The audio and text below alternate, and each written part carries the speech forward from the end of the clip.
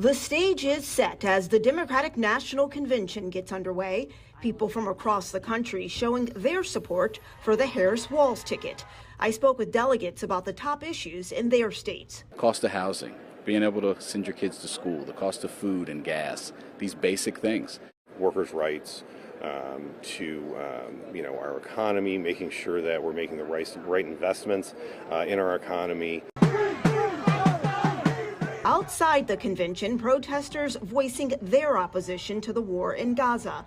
The Harris-Walz campaign says they plan to address the issue. You have a candidate like Kamala Harris that is going to get to the bottom of these challenging issues, be frank with both sides about what is needed to get to a place of reducing civilian casualties and making this terrible and tragic war over. Much of the focus tonight will be on President Biden. Senator Sanders, what do you want to hear tonight? What do you want to hear tonight from the president? Good speech. The 81-year-old was expected to accept the Democratic Party's nomination, but after nearly a half-century in public office, he's passing the torch. His legacy is going to be that he saved democracy not once but twice.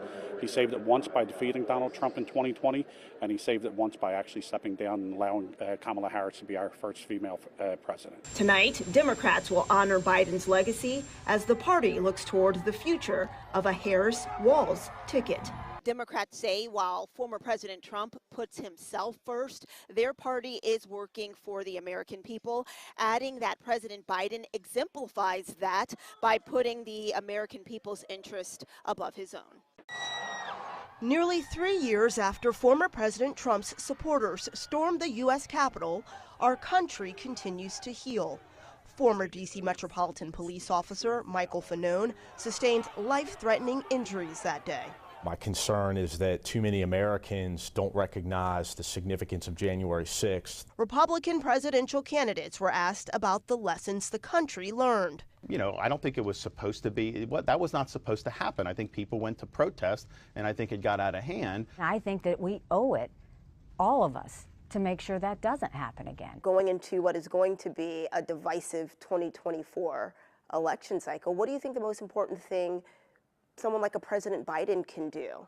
Fight like hell.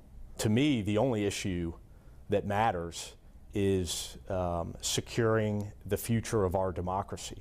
President Biden using an historic backdrop, Valley Forge, Pennsylvania, where soldiers fought in the Revolutionary War, to deliver his first major re-election campaign speech of the year. For January 6th, a date forever shared in our memory because it was on that day that we nearly lost America, lost it all. Today, we're here to answer the most important of questions. Is democracy still America's sacred cause? Fanone, who was on the front lines at the U.S. Capitol, has this message. Well, I'm not a politician. I'm just an average American, and I'm telling you that this is the most significant election of my lifetime. An unforgettable moment in 2021, now playing a key role in the 2024 presidential election. ABC News correspondent Brie Jackson is in Charleston, where she sat down with some black women voters ahead of tomorrow's primary. Across the country, black women are a key voting bloc. The same goes for here in South Carolina. I sat down with a group of women in Charleston to have an open conversation about the 2024 election. Charleston, South Carolina, known for its rich history, culture, picturesque streets, and politics. Just by a show of hands, who's excited for the 2024 election? Excited. We gathered this group of black women voters ahead of the state's Republican presidential primary. Their backgrounds, ages, and political views vary, but we found many of the same issues drive them to the polls. Women's maternal health. Someone my age may not have the same rights in terms of reproductive health that a generation before me had. Also top of mind, crime, student loan debt, and state efforts to ban books. As an African-American literature professor, that is something that is very concerning. There are concerns about the overall political climate. It's divisiveness, it's opposition, it's social issues being politicized. Despite dividing his time between the courtroom and the campaign trail, former President Trump leads the state's former governor, Nikki Haley, by double digits. I am more so dismayed with the fact that in the year 2024, we would even consider someone who is under indictment.